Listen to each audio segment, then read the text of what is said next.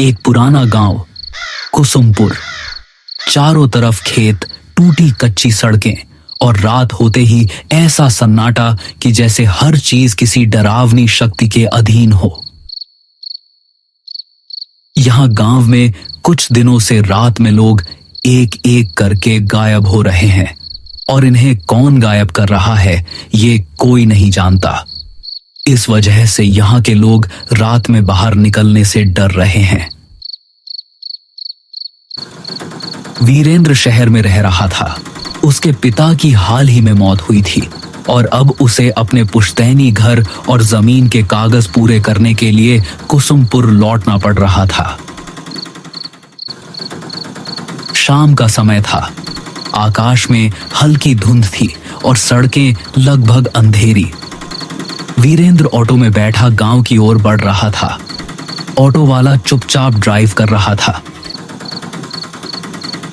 वीरेंद्र ने मजाक में कहा, भाई रात में तो काफी सुनसान रहता है यहाँ। ऑटो वाला बस एक ही बात बोल पाया, साहब कोशिश करना रात को बाहर मत जाना। रास्ता लंबा और धूंध से भरा था। वीरेंद्र ने बाहर झांक कर देखा तो उसे सड़क किनारे खड़े पेड़ और खेतों के बीच से गुजरती अजीब सी परछाइयां दिखाई दी। हल्की हवा से पेड़ों की शाखाएं जैसे फुसफुसा रही हों। वीरेंद्र ने खुद से कहा, बस शहर में रहकर ही अच्छा था। ऑटो धीरे धीरे गांव के मुख्य चौक पर पहुंचा। वहां का दृश्य वीरेंद्र को हैरान कर गया। पूरे गांव में सन्नाटा था। कोई दुकानदार नहीं, कोई आदमी नहीं। चौपाल खाली थी। कुत्ते भी अपनी जगहों पर भौंक रहे थे। वीरेंद्र ने ऑटो वाले से कहा, भैया आप जाओ। ऑटो वाला सिर हिलाकर चुपचाप वहां से चला गया। वीरेंद्र अपने पुराने घर की ओर बढ़ा। पुराने रास्ते, टूटी सीढ़ियां और जर्जर दीवारें उसे बचपन की याद दिला रही थीं। घर का दरवाजा अजीब तरह से बंद था। वहीं उसे अपनी बचपन की दोस्त मंजरी दिखाई दी।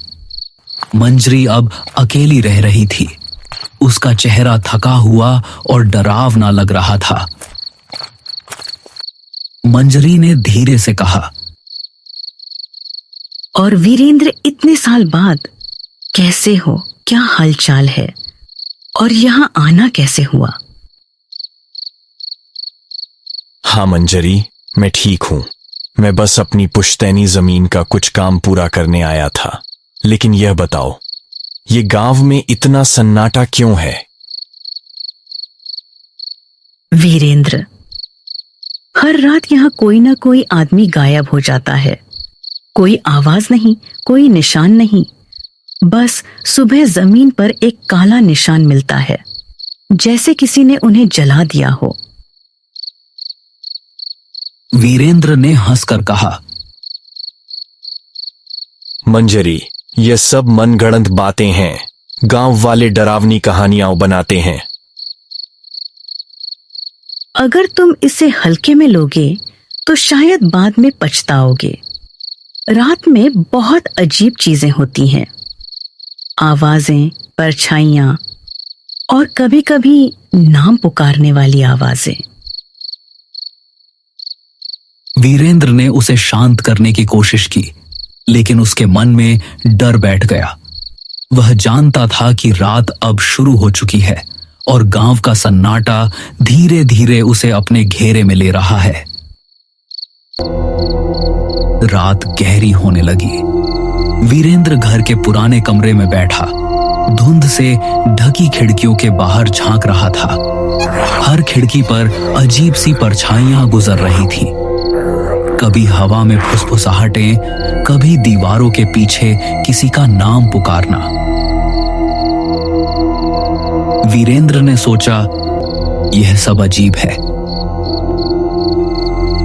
लेकिन उसके पास समय कम था। वो डरते डरते सोया। अगले दिन जमीन और घर के कागज कंप्लीट करने थे। वो धीरे धीरे गांव की गलियों में घूमना शुरू करता है। वहां हर घर का दरवाजा जल्दी बंद होता है, कोई बाहर नहीं दिखता, चौपाल बिल्कुल खाली। कुत्ते भी अजीब तरह से घूर रहे थे।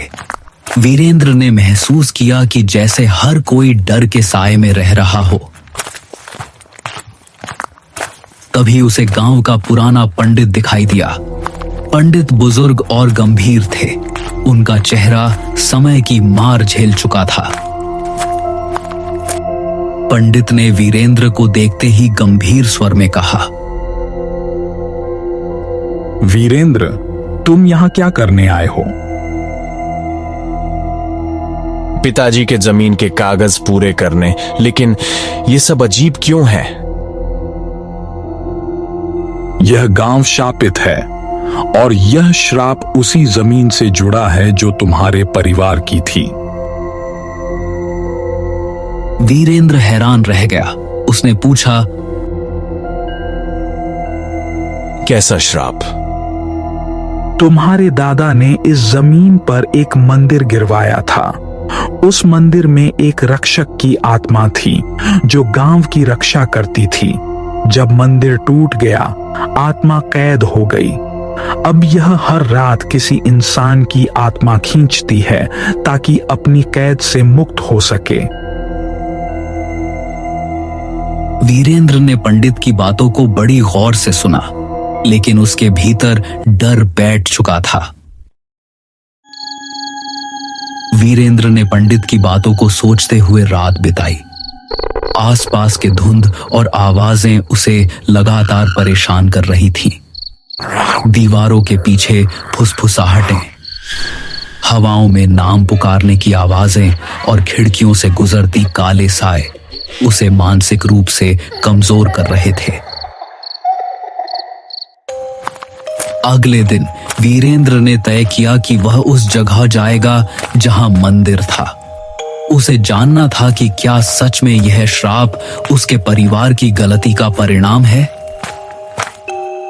वीरेंद्र, मत जाओ वहां, यह खतरनाक है।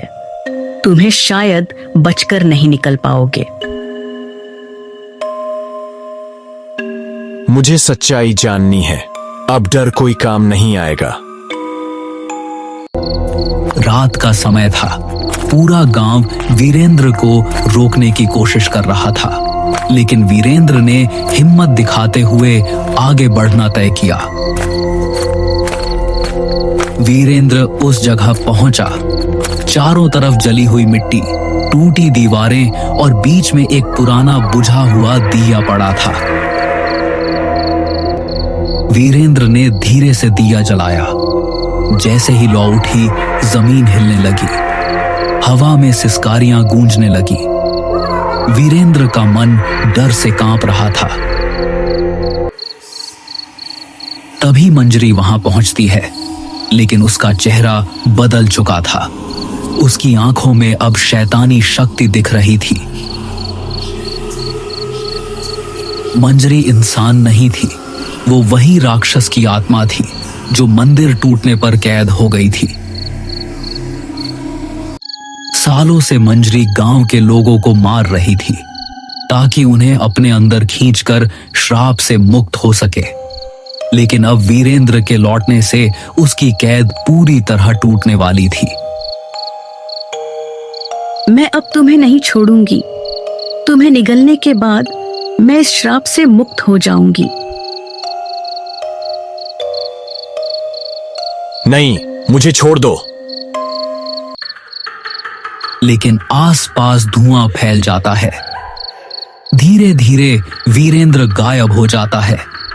गांव में अब केवल सन्नाटा और हवा में हल्की सिसकारियां रह जाती हैं। सुबह गांव में अफवाह फैलती है। वीरेंद्र भी उस राक्षस के चंगुल में फंस गया। गांव के लोग अब और अधिक डर के साए में जीने लगते हैं। कुसुमपुर की धुंध अब और घनी हो जाती है। सड़कें, पेड़, खेत और पुराना घर सब कुछ जैसे वीरेंद्र की कमी को महसूस कर रहा हो। मंजरी अब पूरी तरह शक्ति में गांव में घूमती है। हर रात वह नए शिकार ढूंढती है और कोई नहीं जानता कि अगली रात किसका साया दीवारों पर रह जाएगा।